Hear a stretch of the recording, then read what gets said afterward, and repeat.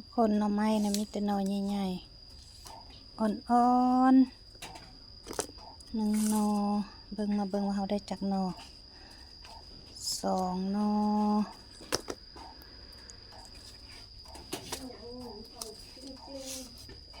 3 หน่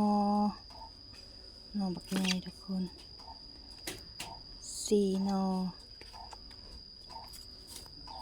5 หน่อได้5 หน่ออันนี้ก็คือแหนงเพิ่นทุกคนแหนงหน่อไม้เนาะอันนี้เนาะที่มาปอกแล้วทุกคนปอกอยู่ข้างป่าเตยก็งาม